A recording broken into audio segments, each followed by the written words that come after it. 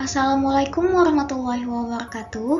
Perkenalkan, nama saya Yulia Azizah, peserta Latsar CPNS BPSDMD Provinsi Kalimantan Selatan, Angkatan 21, Kelompok 2 dengan NDH 12. Di sini, saya akan mempresentasikan analisis isu efektivitas kinerja individu berdasarkan tupoksi.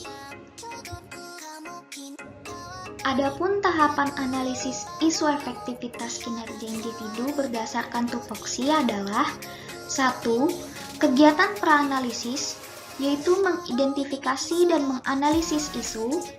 2. Kegiatan menapis isu, yaitu menggunakan isu prioritas dengan menggunakan metode APKL atau USG. Ketiga, mendalami dan menganalisis isu, yaitu menganalisis akar masalah dengan metode Fishbone.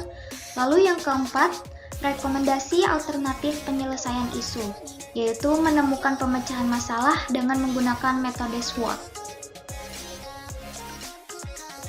Baiklah, kita masuk pada penjelasan kegiatan praanalisis, yaitu mengumpulkan, mengidentifikasi, dan menganalisis.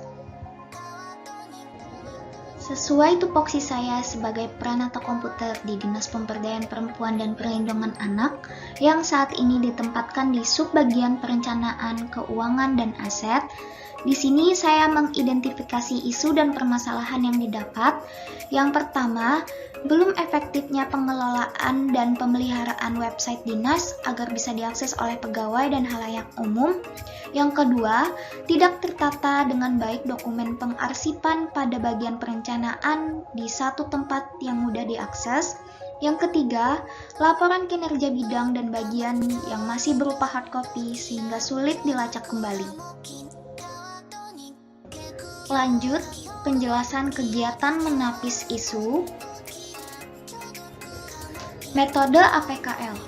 Berdasarkan isu aktual yang telah teridentifikasi, selanjutnya dilakukan proses pemilihan isu dengan analisis aktual, problematik, kehalayakan, dan kelayakan atau APKL dengan memperhatikan 4 faktor, yaitu aktual, yaitu isu tersebut masih dibicarakan atau belum terselesaikan hingga masa sekarang.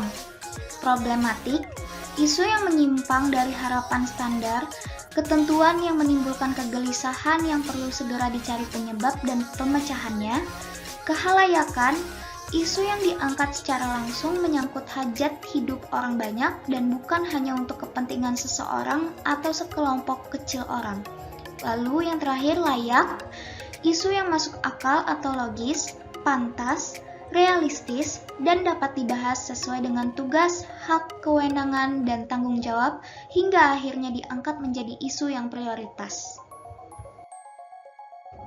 Analisis tapisan isu menggunakan metode APKL.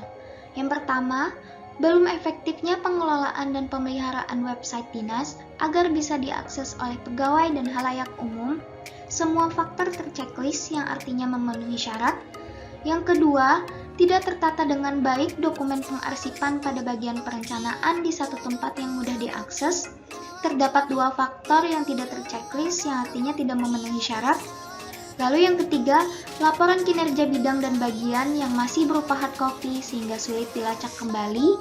Juga terdapat 2 checklist yang tidak memenuhi syarat.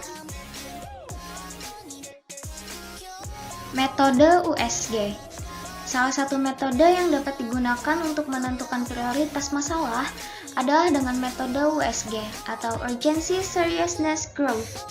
Urgency yaitu seberapa mendesak isu tersebut harus dibahas, dikaitkan dengan waktu yang tersedia, dan seberapa keras tekanan waktu tersebut untuk memecahkan masalah yang menyebabkan isu tadi. Lalu seriousness yaitu seberapa serius isu tersebut perlu dibahas, dilakukan dengan akibat yang timbul dengan penundaan pemecahan masalah yang menimbulkan isu tersebut, atau akibat yang menimbulkan masalah-masalah lain kalau penyebab isu itu tidak dipecahkan. Lalu ada growth, seberapa kemungkinan isu tersebut menjadi berkembang, dikaitkan kemungkinan masalah penyebab isu akan menjadi memburuk bila dibiarkan. Analisis tapisan isu menggunakan metode USG. Di sini saya menganalisis masalah menggunakan metode USG berdasarkan skala Likert dari 1 sampai 5. Melalui analisis USG tadi, saya memasukkan poin ke 3 masalah yang ada sehingga didapatkan nilai total dari setiap masalahnya. Dan didapatkan kesimpulan dengan masalah utama yang dikemukakan saat ini, yaitu belum efektifnya pengelolaan dan pemeliharaan website dinas agar bisa diakses oleh pegawai dan khalayak umum. Mendalami dan menganalisis isu dengan analisis fishbone. Analisis masalah dengan diagram fishbone. Dapat kita lihat pada diagram fishbone, terdapat 4 permasalahan yang mengakibatkan belum efektifnya pengelolaan dan pemeliharaan website dinas, yaitu sistem, pengguna, dana, dan kebijakan.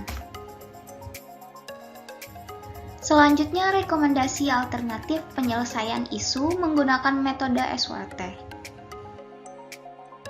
Analisis SWOT adalah teknik perencanaan strategi untuk bisnis atau suatu proyek.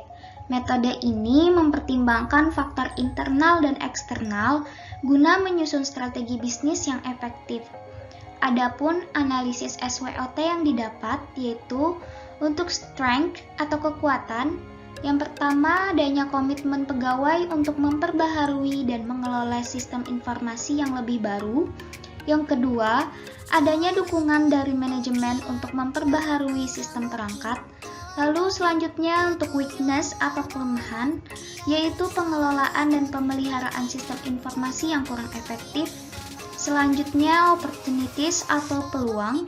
Yang pertama, meningkatkan teknologi informasi yang ada di dinas. Yang kedua, dapat dikembangkan lagi di kemudian hari. Dan untuk threats atau ancaman, yang pertama perkembangan teknologi yang terus berkembang, dan yang kedua penyalahgunaan jaringan atau hacker. Dan untuk pemecahan masalah yang didapat, untuk alternatif penyelesaian masalah yaitu menciptakan pembaharuan sistem informasi pada dinas. Untuk tahapan alternatif yaitu memperbaharui sistem informasi yang tidak terkelola dengan baik. Dan untuk hasil yang diharapkan yaitu menjadi media informasi yang memudahkan penggunanya. Dan untuk para pihaknya yaitu bidang perencanaan, bidang dokumentasi, dan umum. Demikian presentasi analisis isu efektivitas kinerja individu berdasarkan tupoksi yang saya sampaikan. Sampai jumpa di lain kesempatan. Wassalamualaikum warahmatullahi wabarakatuh.